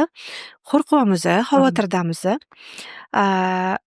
Bu bo'yicha ham misol uchun nimadir deya olasizmi? Biz spetsialistlarga murojaat qilamiz. No, qaysidir ma'noda ularga ham hozir juda ham ko'pda Altsgeymer bilan anaqa kasallanganlar. Ularga ham siz konsultatsiya bera olasizmi? Altsgeymerga xotirasiga xotirasiga bemalol beramiz. Mashg'ulotlarimiz bor. Bizani shu xuddi afaziyani ko'rinishli mashg'ulotlar bo'ladi. Akustik afaziklarimizda, minestik afaziklarimizda deyarli o'xshab ketadi. Altsgeymerda xotira yo'qoladi, xonalarni esdan chiqaradi, odamlarni esdan chiqaradi, qilayotgan bir vazifani qilib turadida, keyingi vazifa esdan chiqariladi. Ana o'shani biz xonalarni mana xuddi bilsangiz ingliz tilida biz oldin lug'at daftar tutardik-ku, xuddi shunaqa qilib daftar tuttirib, agar o'qish yozish esda qolgan bo'lsa, o'ziga o'qittiramiz, bo'lmasa rasmini chizib yozdirtirib, yana qaytadan lug'at yodlattiriladi. Har bitta predmet bilan tanishtirib, devorlarga nomlab qo'yamiz, hattoki kelinadigan vaqti, qilinadigan ishlarini tartib rejalari bilan chizib beriladi va bemalol sekin-sekin o'ziga xizmat, ya'ni o'zini hojatiga borish, o'zi kiyinish, birinchi nima kiyimni kiyish, bizda zo'r kitobchamiz bor, imенно afaziklar uchun etapini chizib beramiz. Birinchi trusik kiyish, keyin shim kiyish, keyin mayka rasmlarini qo'yamiz. Ular xotirasidan chiqib qoladi-ku, shuncha kiyim, farqlamaydi. O'sha shunday chizilgan shablon rasm orqali qarab turib, ichidan qidirib, topib kiyinishgacha o'rgatamiz. Shunaqa konsultatsiya bera olamiz. Bera olasiz. Chunki yaqinda bitta tanishim ham shu holatda aytdilar-da, o'zimni adam tanimayaptilar. Assalomu alaykum, yaxshimisiz? Yaxshi keldingizmi desalar yig'lab yordim dedilar. O'zi Altsgeymerlar o'z bilasizmi, nimadan ko'p bo'ladi? Yo'q, o'shani so'ramoqchi edim. Hozir sekin-sekin shunga kelyapti. Bizani hayot tarzimizni o'zi dabdala bo'lib ketdi-da, to'g'risi. 3 kunlab turgan suvdagi kolalarni olib muzeyga tiqib yana ichamiz va hamma joyi energetik yeyotgan-ichayotganimizdan tayini bo'lmadi bir. Keyin glutamatlar qancha, to'g'rimi? Chipslarning ichidagi har balo qo'shib tashlashyapti. Mayli-yu, juda ham aslashimiz kerak, shuning uchun bola ko'payib ketyapti. O'zi aslida Altsgeymerda miyada yoshlik vaqtida ko'p informatsiya ketadi va ko'p informatsiyani miya tahlil qilishga qiynalib qoladi. Shuning uchun ham endi bu psixologik tomondan aytyapman, men miya tahlil qila olmagandan keyin men qiynaldim. Shuni tahlil qila olmayki, undan ko'ra vo'bshi hech nimani tahlil qilmaymiz deydi. Esimdan chiqarib yuboraman. Esimdan chiqarsa bizga osonroq. Miyani o'zimiz charchatamizda. Shuning uchun psixologlar bekorga xonangni taxla, kiyimingni taxla, sani fikrlaring taxlanadi. Polchka bo'ladi bundoq, hamma anaqalaring yoki yoz, mana yozganda biz diqqatimizni jamlaymiz, etap fikrlarimizni yig'ib olamiz-ku. Aql, emotsiya ishlaydi. Hammasi ishlaydi. Shuni qilish kerak ko'proq. Esingizda qolgan eng zo'r mijoz yoki konsultatsiya, mana prям sizni ruhiy holatingizga, emotsional holatingizga ta'sir qilgan, hech qachon esingizdan chiqarmaydigan holat bormi? Shunaqa bemoringizmi yoki rezultatmi yoki bilmayman, kim bo'lsa ham mana har doim mana от души ruhlanib gapirib berasizda, shunaqa. Rezultat ko'p bo'lgan. Mana kuni kecha ham bitta pedagogim bilan bo'ldik. Ikki yil oldin keluvdilar. ZPRS qo'yishgan, lekin noto'g'ri diagnostika qilingan. Nerv patologlar tomonidan bola 100% natijaga chiqib ketgan. Ya'ni biz 100% qilib qo'ydik deya olmaymiz, lekin noto'g'ri diagnostika bo'lgan. Pedagogim qo'llariga uzuvlar taqib ko'rgan bo'lsangiz agar istoriyada tillalar taqib ketishyapti. Gullar bilan ona aytadi, biz qancha orzu qilganmiz shu eshikdan. Bo'ldi, hammasi yaxshi deb chiqib ketishi. Onalar aytyapti-da, bu kimdan deb istoriyaga qo'ysam, Yashnani oyisidan, qattiq hamma narsani bilasizlar desam, chunki bizni kutamiz, bizga ham nasib qilsin, gulni ko'tarib, bo'ldi, qaytib kelmaymiz deb ketish, 100% bo'ldik deyish deb aytishadi. Bu kuni kecha bo'lgan. Bunaqa situatsiyalar juda ko'p bo'ladi menda. Lekin qalbimni tugida qolib ketgan narsa o'sha oldingi intervyularni ham aytganman, juda ham meni emotsiyaga bergan. Bir ota kelgan qishloqdan, ikkala bolasida ham autizm, 7 yashar qizlar, umuman ishlanmagan, ona tashlab ketgan otaga. Ikkita farzand. Ona tashlab ketgan. Ona otaga ikkita egizakni tashlab ketgan. Ota ishlaydi. Endi logoped defektologlarning soati ham qimmat, ularga qarash ham, u bolaga qarab o'tirish yana bir emas, ikkita. Mana diagnozli bolasi bor, onalar biladi. Men ularni juda ham yaxshi tushunaman-da. U bola bilan o'tgan soatlar yillarga tatiydi-da. Ota qarayotganda, yedirarkan, ichirarkan, ungacha onasi qarab turarkan. Otalar ham bor ekanmi? Aytyapti-da, Sakina, nima qilay? Men ishonaman, bolalarim yaxshi bo'ladi deyapti-da. Faqat men ishdan qilolmayman. Darsini ham o'zim o'tib beraverardim. Faqat ozgina ishlashim kerak deyaptilar-da.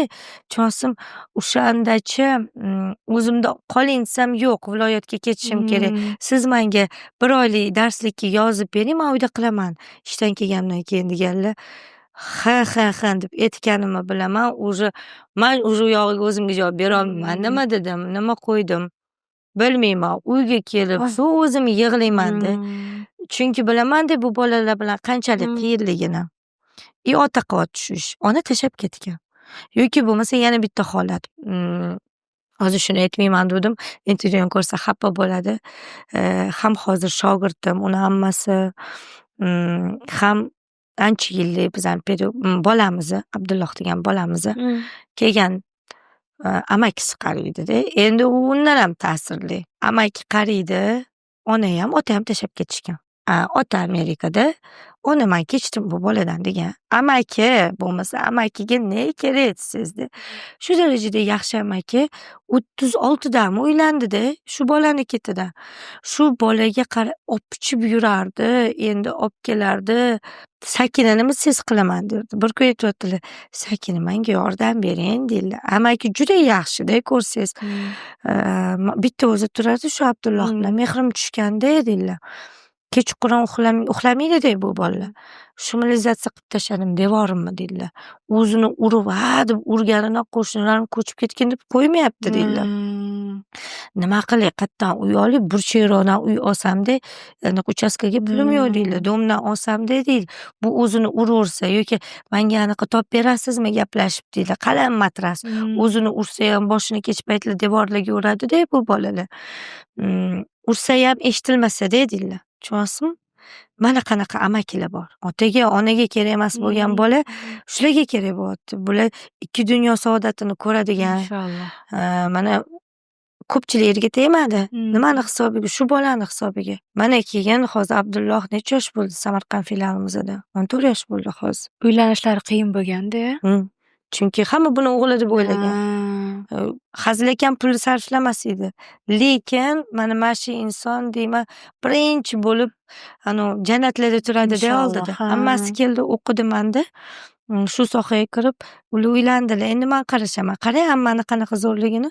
Menga shogird bo'lib tushdilar. Hozir men pedagogimlar shunaqa yaxshi ko'rishadi, o'zligi ishlashadi deb bola bilan. Mana qanaqa jigarlar borda, ota-ona qilmagan ishni jigarlar Voy qiladi. xudoy. Bunaqa holatlar ko'p bo'ladi menda. Shuning uchun qalbimizni pok qo'yishimiz kerak. Bu bolalar birinchi bo'lib u dunyoda Allohim erkatoylari shunaqa. ekanda o'zi bular. hech kimni tiriltirmasdan oldin shularni tiriltirar ekan. Eki, payg'ambarimiz ham so'rayotganlar. Kim mana shu dunyoda seni xafa qilganini aytgin deb birinchi ko'rsatgin derkanlar-da. Qo'li bilan ko'rsatgan, itargan, turtgan, surtganlarni hammasini Allohim yetib berar ekanda shu bolalar. Kim senga yordam bergan desa hammani sanarkan. Lekin men shu kasbimni yana nimasini men qattiq yaxshi ko'raman. Shu bolalarga shu hayotda yashashi uchun osonlashtiradigan asosiy ishni biz qilamiz-da. O'shalarni qatorida bo'lishligini nasib qilsin. Bundoq qilib ko'rsatsin deyman-da. Inshaalloh. Juda ham mehnatlaringizni ajri savobi juda katta. Qancha bolalarga, qancha onalarga, qancha oilalarga yordam beryapsiz. Alloh rozi bo'lsin. Endi qarang, men psixologman, men miyam boshqa tomonga hozir ketyapti-da. Qanaqa siz o'zingizni tiklaysiz? O'tgan safargi suhbatdan keyin men bir hafta, hatto men o'zim psixolog bo'lsam, bir hafta analiz qildim-da. O'zimga kelishim qiyin bo'ldi. Siz qanaqa kelasiz? Menga ham unaqa aytishadi, bir ikkita psixologlar. Bizda shunaqa narsa bor, biz chegara qo'yib olamiz, o'tkazmaymiz. Agar o'zimizga o'tkazadigan bo'lsa, o'tib ketadi. Biz o'zimizga kasal bo'lib qolamiz. Men shu ishni qilmagan ekanman. Shu mana shu narsani haligacha aytishadi. Tiklash deganda men haligacha tushunmagan ekanman. O'zimni men qanaqadir tiklash uchun ish ham qilib ko'rmagan ekanman. Emotsional, ruhiy charchaysiz-ku. Ruhiy charchayman, bilmayman, lekin bilmadim. O'zi men shuni ichida bo'lib ketganimgami, menga bu oddiy holat-da, natijaga chiqarish, bu bolalarni ko'rish, menga bir muammo tug'dirmaganigami. Выгорание degan narsa bor-da, выгорание bo'ladimi sizda ham? Yoki uyingizdagilarga sirvatsa qilasizmi, yo bolalaringizgami, yoki dam olishlarga chiqib yoki shopping qilasizmi? Qanaqa qilib o'zingizni dam olishga, o'sha hamma qatori dam olishga chiqaman, lekin asabiylashganim uchun men buni qilyapman demayman hech ham. Hech ham shu narsani aytmayman. Asabiylashgan, lekin meni qiynayotgani boshqaruv. Nima narsa? Boshqaruv mana shu. Boshqaruv. Odamlarni boshqarish deydi. Bolalarni emas-da. Dars emas, diagnozli bolalarni onasi emas. Mana boshqaruv qiyin, to'g'ri. Rahbarsizda deyishim mumkin. Bittang u deysan, bittang bu deysan, qozi bo'lib charchadim, qaysi biringni ko'yningga qaray deysiz. Mana shu qiyin. Lekin bu bolalar bilan menga qiyin emas. Уже ildiziga tushib ketganmanmi? Уже bu bolalarni ko'rib, hattoki bilasizmi? Men diagnozli bola bilan o'tirib dars o'tsam, menga yaxshiroq ekan deb qolaman. Chem anita hammani upravlять qilgandan ko'ra deyman. Menga yoqadi ham. Shu bilan tinchlanib olaman. Xumori tutadi-yu, ayniqsa bizda endi bilmadim ko'rganmisiz yo'qmi, unda orjetollarni qo'yganda ovozlari, ko'rganman. Bolaga instruksiya berganingizda, masalan, chapechal, burningni ko'rsat, boshingni ko'rsat degan onasi naryoqda tursin, o'zimizni xursand, chunki o'zimiz ham mehnat. Xumor shunaqa tutadi. Ayniqsa bunaqa zontlarimiz borda. Shu deb emotsiyaga berib, bilmadim, mashim bilan qilmasam nabirib tura olmayman, shu bilan mazza qilaman. Mazza qilasiz. Mazza qiladi. Lekin charchab, bir nimadandir charchab nimadir qilmaganman. O'zimga belgilab olganman. Kuch yig'ishim uchun, masalan, kuniga 20 ta konsultatsiya meni qiynaydi. 14 ta, 13 ta qila olaman. 20 ta qiynaydi-da, ertasi kuni o'zi charchab qolaman. Lekin baribir har kuni shuncha konsultatsiyada 10 ta, 15 ta, 20 ta viloyatga chiqqanimda 30 ta kuniga ertalabdan kechgacha shu qiynab qo'yadi. Toqatingizga qoyil, to'g'risi. Ham boshqaruv, ham konsultatsiyalar, ham diagnozli bolalar. Bu hammasi не каждому deydi-yu. Allohim sizlarga shunchalik toqat bergan ekan. O'shanchalik STVga qilgandir-da deyman-da. Agar может STVga bo'lmaganimda, qilib qolardingiz. Boshqa inson bo'lsa, bunaqa kuch qatdan qarang, o'zingizni kasbingizni 5 yoshli bolaga qanaqa tushuntirgan bo'lardingiz? Mana kelyapti-da, siz kimsiz? deyapti. Men 5 yashar bolaga zo'r savol bo'ldi. Hech qachon bo'lmagan savol. Men masxarabozman derdim. Chunki bizada faqat bola bilan bolacha yondashamiz-ku. Bolani holatiga kirardim. Tilingni chiqar, tilingni tepaga ko'tar, sakra, aylan, qo'lingni ber, o'tir, tur. Mana shunaqa narsalarni qilib, har xil emotsiyaga tushadigan qilib tushuntirgan bo'lardim. Mana bir xil men ustozman deganda men doskaga chiqib yozaman-ku, yo'q, men o'tir, tur, sakra, aylan, qo'lingni ko'tar. Bundoq qil, bundoq qil. Muloqotga ochiq bo'lishi, erkin bo'lishi uchun. Shunaqa qilib tushuntirgan bo'lardim 5 yashar bolaga. Chunki bizani asosiy qiladigan ishimiz bolani bolalik holatiga tushish.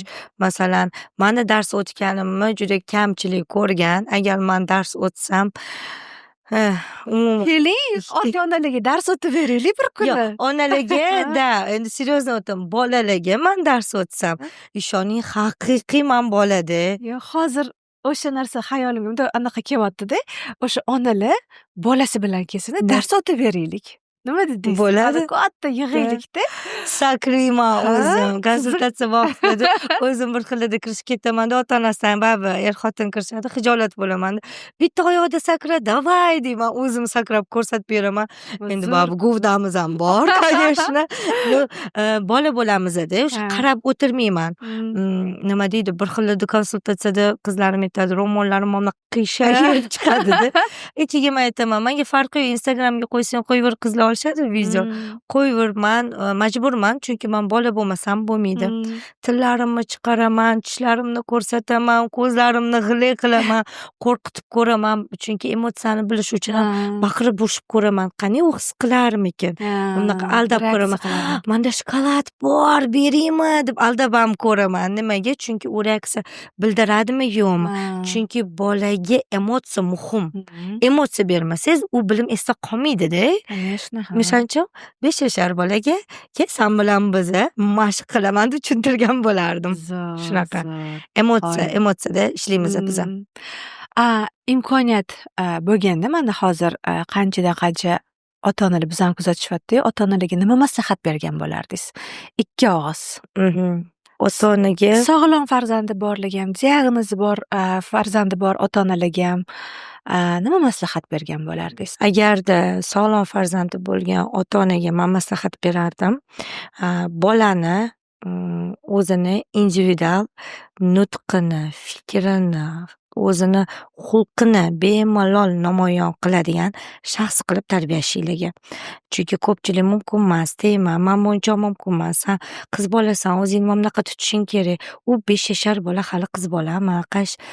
To'g'ri, shaxsini ajratadi, lekin aytaylik, menga bu mumkin emas degan chegaralar hali miyasida bo'lmaydi. U bilasizmi, erkinroq bo'lgan bolalar уже 18-19 yoshida bemalol ijtimoiy rolini yaxshi topishni boshlaydi. O'zini nutqini to'liq ifoda qilishni boshlaydi va bemalol odamlar bilan общениyaga kirishadi, o'zini ishini topadi. Men shuni maslahat bergan bo'lardim. Bolaga asosan tarbiyaning eng zo'r usuli siz ko'rib turib, ko'rsatib turib, o'zingizni xatti-harakatlaringiz bilan tarbiya qilganingiz. Mana shu eng katta tarbiya.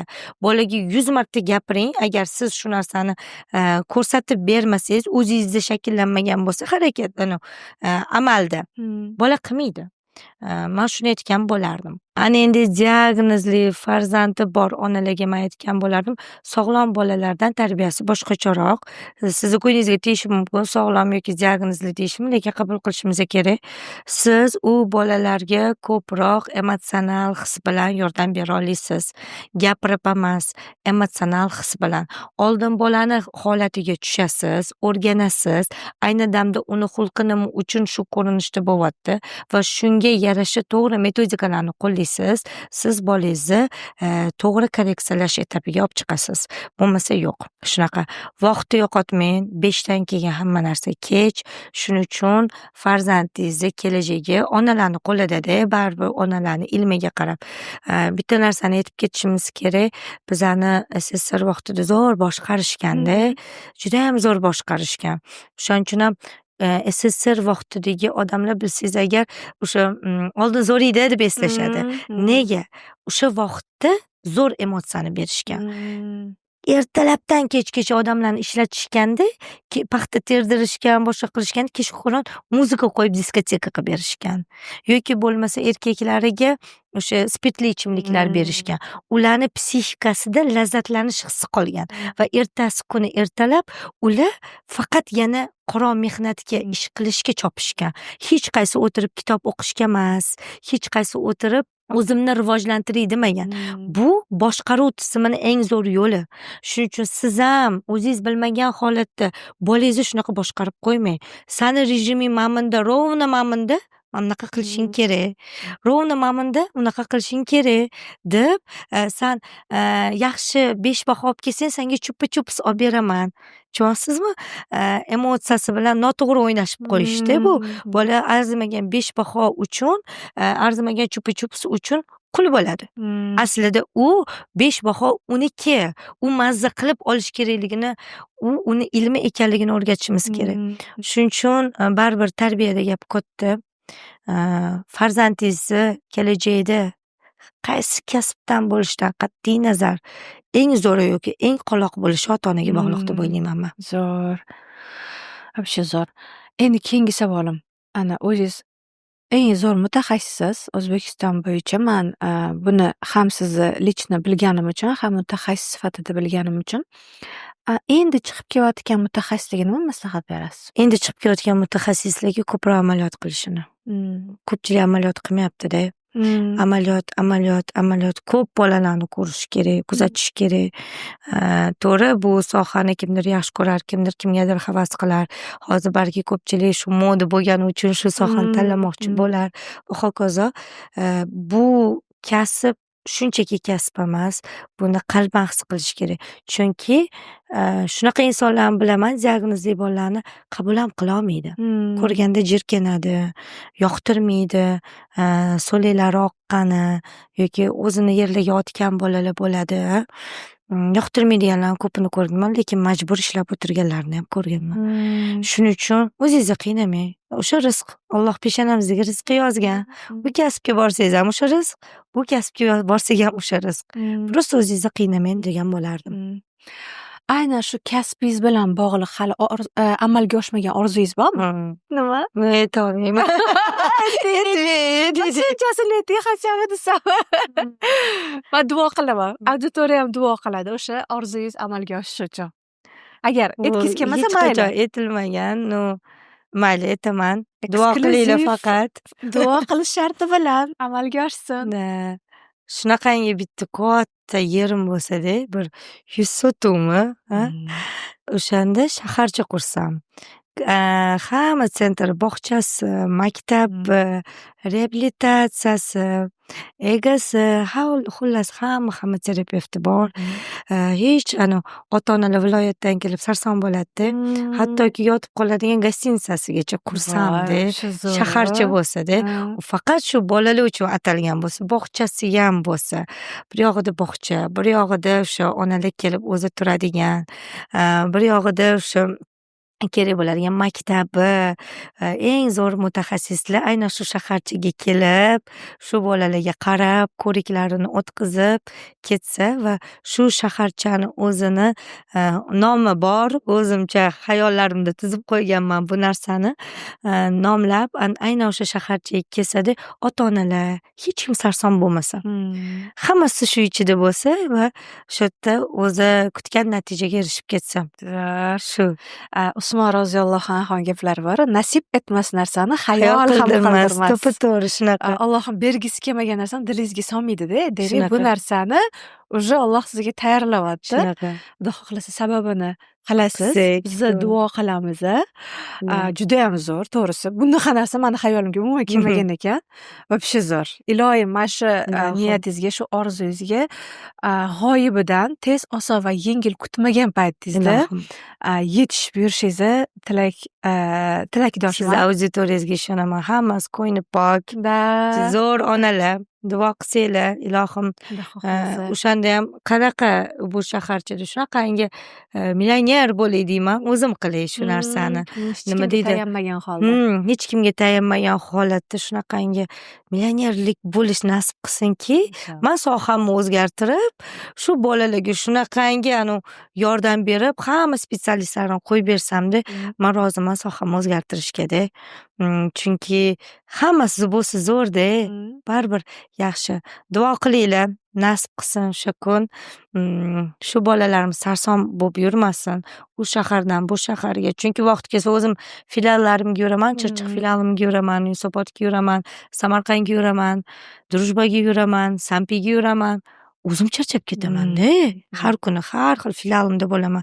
Glavniy ofisimiz Chorsuda, Qorasaroyda. Xullas, qattaman deyman bugun asabiylash. Qilib borishim kerak deyman. Endi onalarni tushunaman-da, issiqda bola o'zi xulqida buzilish bor, u yoqqa sudraydi, bu yoqqa sudraydi. Egaga, defektologiga, sizishiga shunaqa. Niyatingizga ilohim yetib yuring. Ilohim. Xudo xohlasa o'zi aynan siz bilan suhbatda bizdan so'rashgan, o'zim auditoriyam va shunaqa diagnozli bolasi bor onalarga sizlar ham darslik chiqaringlar deb. Bu intervyudan menimcha juda ham ko'pchilik insight oldi. O'zingizlarga kerakli bo'lgan ma'lumotlarni oldinglar, yozib olinglar, daftar tutib yozib olinglar.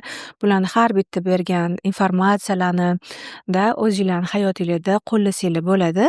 Endi Xudo xohlasa biz Sakina bilan kelishganmiz.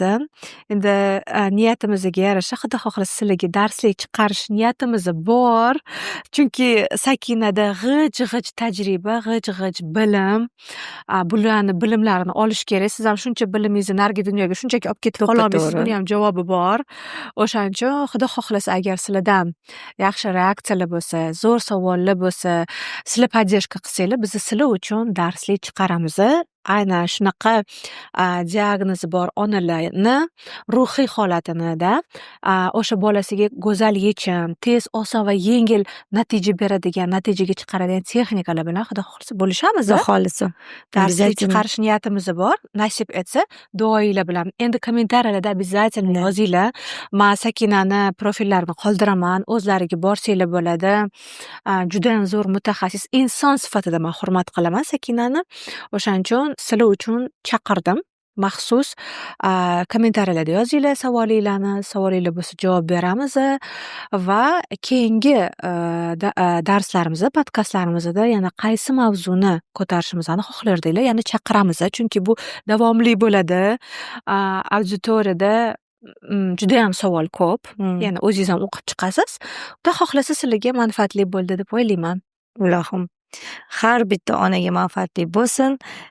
Qaysi agarda farzandingizda qaysi diagnoz bo'lsa kommentariyaga yozinglar. Shunga qarab biz ham keyin darslik chiqaramiz sizlarga. Xudo xohlasa tashrifingіз uchun rahmat. Mazza qildim. Shuncha vaqtingizni oldim. Uzr, o'zi mazza qildik. Sizlardan kechirim so'rayman bolalar desam, o'zimda savollar ko'p-da. Auditoriyadan kelgan savollar 1,5 soatdan oshib ketdi.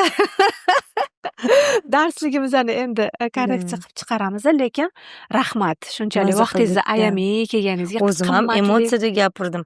Men unaqa emotsiyada gapirdim. Aytmoqman, energiyasi kuchli-da.